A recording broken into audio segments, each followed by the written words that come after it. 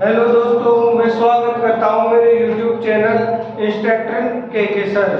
तो हम आज करेंगे फर्स्ट ईयर के निम्न असाइनमेंट क्वेश्चन बैंक का फर्स्ट चैप्टर। आप चैनल को सब्सक्राइब करें ताकि आपके पास जितनी भी मैं वीडियो अपलोड करूँ वो पहुंच सके। तो देखते हैं हम पहला क्वेश्चन है, इस सुरक्षा चिन्ह का नाम क्या है। इसमें ए ऑप्शन है चेतावनी चिन्ह, बी है आवश्यक चिन्ह, सी है निषेधात्मक चिन्ह और डी है सूचनात्मक चिन्ह।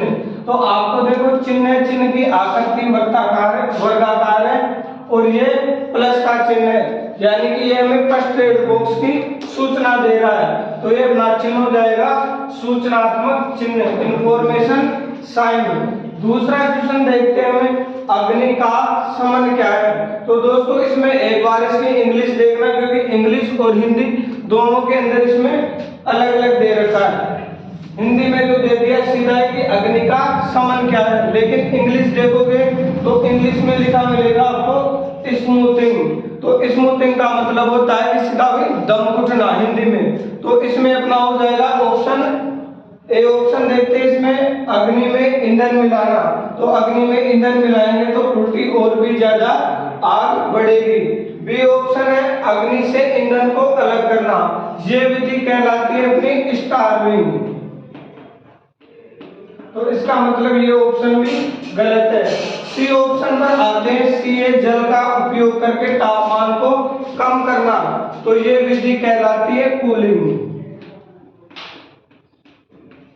इसका मतलब ये भी ऑप्शन सही नहीं है। बचा कौन सा, डी में दे रखा है अग्नि को ऑक्सीजन की आपूर्ति से अलग करना, तो यही अपनी क्या कहलाती है स्मूथिंग। इंग्लिश जरूर देखना इस क्वेश्चन की सभी। ठीक, अगला नेक्स्ट क्वेश्चन है अपना, निम्न में से भौतिक हानि क्या है। निम्न में से भौतिक हानि क्या है। पहला है धूम्रपान, बी ऑप्शन है कंपन, सी है क्षरण और डी है रेडियो सक्रियता। तो भौतिक हानि है कंपन, जैसे भूकंप आ जाता है तो कई जगह प्लेटें खिसकना, ये सब क्या कहलाती है भौतिक हानि। तो ऑप्शन नंबर बी कर लो इसका कंपन। अगला क्वेश्चन करते हैं, निम्न में से अग्निरोधक का उपयोग करने का सही क्रम क्या है। तो दोस्तों पहले तो मैं बता दूं अग्निरोधक क्या चीज है। अग्निरोधक वो है जिससे हम अग्नि को नियंत्रित करते हैं। आपने देखा होगा बैंकों में कहीं जाकर के इलेक्ट्रिक औद्योगिकी में फायर एक्सटिंग्विशर वो टैंक रखे जाते हैं। तो उसमें क्या करते हैं, हम पहले उसको खींचते हैं, पुल करते हैं मतलब खींचते हैं। उसके बाद हम निशान लगाते हैं कि अग्नि कहाँ पर लगी हुई है। इसके बाद उसको दबाते हैं और घुमा के अग्नि का नियंत्रित करते हैं। अब ऑप्शन देखते हैं किसमें बनता है। इसमें ए ऑप्शन है खींचना, निशान लगाना, दबाना और घुमाना। तो आपका ऑप्शन नंबर ए आंसर हो जाएगा। इसमें खींच रहे हैं, निशान लगा रहे हैं, घुमाना, इसमें दबाना लास्ट में, जबकि दबाना पहले है, इसलिए ऑप्शन नंबर ए कर दो इसका। अगला क्वेश्चन है अपना, 5S संकल्प में निम्न में से कौन सा चरण स्टैंडर्डाइजेशन को इंगित करता है। निम्न 5S संकल्प में निम्न में से कौन सा चरण स्टैंडर्डाइजेशन को इंगित करता है। ए ऑप्शन है प्रथम चरण। तो दोस्तों प्रथम चरण होता है इसका शॉर्ट, तो इसका मतलब ए ऑप्शन अपना नहीं है। दूसरा है द्वितीय चरण, तो द्वितीय चरण होता है सेट, तो इसका मतलब ये भी ऑप्शन अपना नहीं है। उसके बाद आता है तीसरा चरण, तो तीसरे चरण में होता है साइन, तो साइन भी अपना ऑप्शन के हिसाब से आंसर नहीं है। और जो चतुर्थ चरण है वो दिखाता है किसको, स्टैंडर्डाइजेशन को, तो इसका मतलब यही चरण सही है। अगर कोई नोट करना चाहे तो 5S का मतलब भी लिख लेना, लास्ट 5 वाले का उसका मतलब होता है सस्टेन। इसके बाद अगले क्वेश्चन पर आते हैं हम, कौन सा प्लायर का उपयोग तार का हुक तथा लूप बनाने में होता है। कौन सा प्लायर का उपयोग तार का हुक तथा लूप बनाने में होता है। इसमें ए ऑप्शन है फ्लैट नोज प्लायर। तो दोस्तों फ्लैट नोज प्लायर का और ये गलत है क्योंकि फ्लैट नोज प्लायर का उपयोग लूप व हुक बनाने में नहीं करते। बी ऑप्शन है लॉन्ग नोज प्लायर, तो लॉन्ग नोज प्लायर का उपयोग भी इसमें नहीं कर सकते। तीसरा है राउंड नोज प्लायर, तो और इसके बाद चौथा देख लो डायगोनल कटिंग प्लायर, तो ये भी नहीं है। बचा कौन सा? Round knows plier. तो इसी से हम क्या करते हैं, तार का हुक तथा लूप बनाने में इसको उपयोग में लेते हैं। इसके बाद अगला क्वेश्चन आता है पिंसर का क्या उपयोग है। अब पहला है फ्लेक्सिबल तार को ट्विस्ट करना, तो फ्लेक्सिबल तार को ट्विस्ट हम पिंसर से नहीं कर सकते। बी ऑप्शन है छोटे व्यास के तार को काटना, तो छोटे व्यास के तार को भी हम पिंसर से काट नहीं सकते। सी ऑप्शन है लकड़ी में से पिन तथा कीले निकालना, तो ऑप्शन नंबर सी अपना राइट आंसर हो जाएगा। और छोटी वस्तु पकड़ना जहां उंगली न पहुंच सके, तो यहाँ पर हम करते हैं लॉन्ग नोज प्लायर का उपयोग, इसलिए ये भी अपना गलत है। उसके बाद अगला क्वेश्चन आता है इस सड़क सुरक्षा चिन्ह का नाम क्या है। अब देखो सड़क सुरक्षा चिन्ह पोज करती हूँ,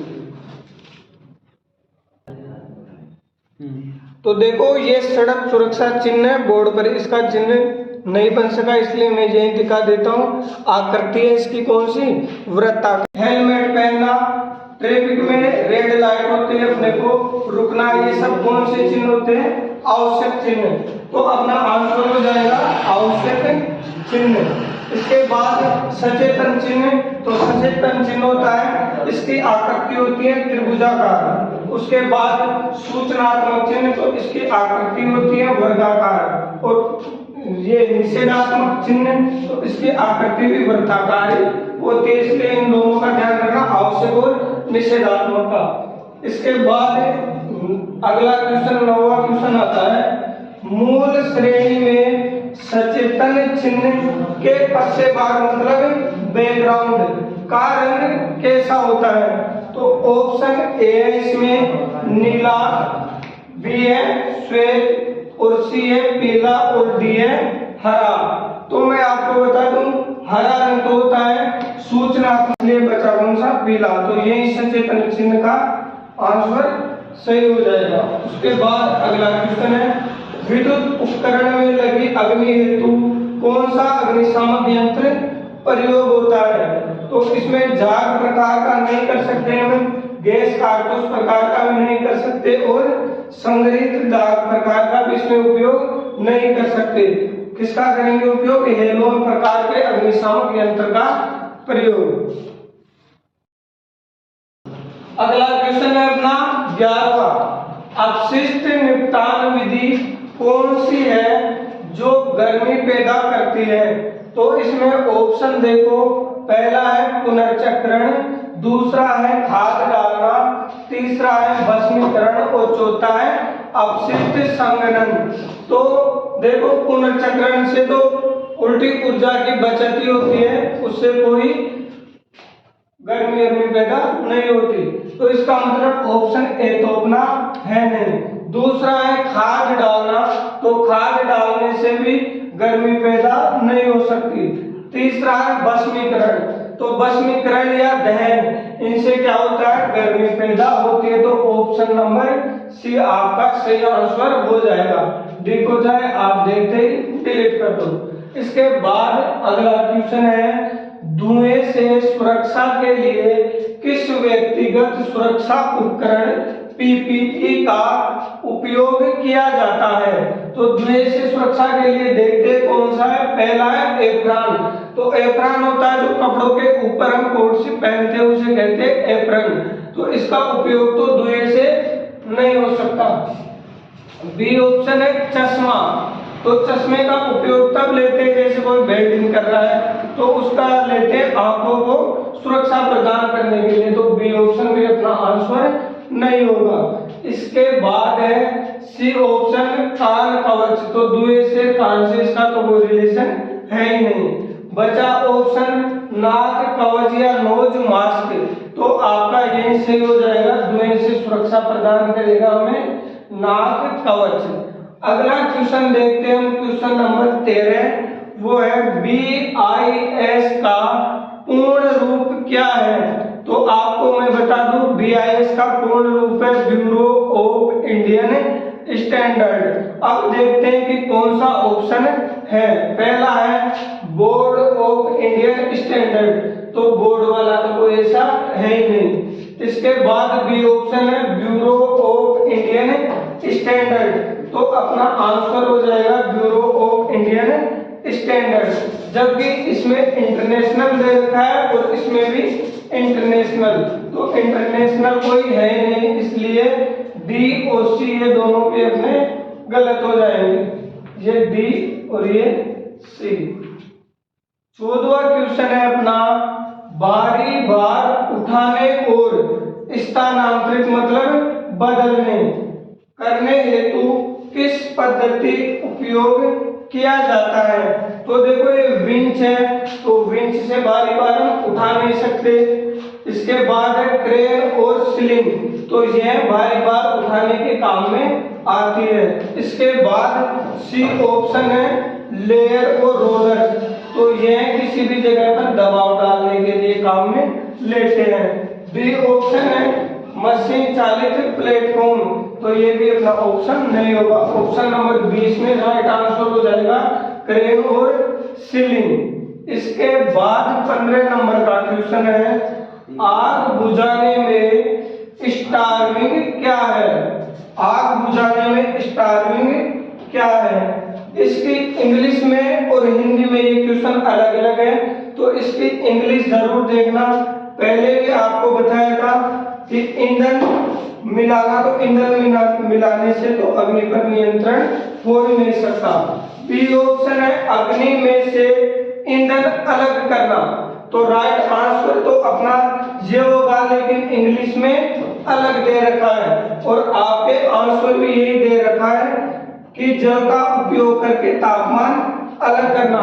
तो इसकी हिंदी और इंग्लिश देख लेना, बाकी हम पीडीएफ के हिसाब से ऑप्शन सी की तरफ जाएंगे और सी करेंगे, क्योंकि इसमें इंग्लिश में सही है और अपने निम्न इंग्लिश को ही सही मानती है, इसलिए ऑप्शन नंबर बी को गलत कर रहे हैं। बाकी राइट आंसर हिंदी के हिसाब से तो बी है, लेकिन इंग्लिश के हिसाब से सी है और इंग्लिश को फर्स्ट मान्यता दी जाती है। इसके बाद डी ऑप्शन है अग्नि को ऑक्सीजन की आपूर्ति से अलग करना, तो अग्नि को ऑक्सीजन की आपूर्ति से अलग करने के लिए जो विधि काम में लेते हैं उसे कहते हैं स्मूथरिंग।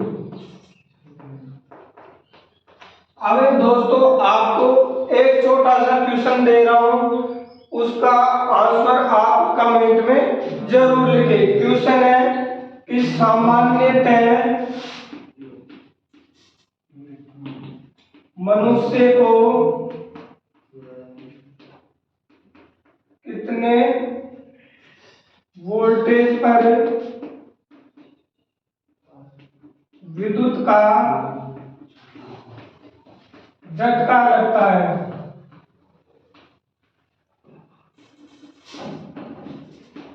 बिल्कुल इजी क्वेश्चन है, सभी को आंसर इसका कमेंट में करना है।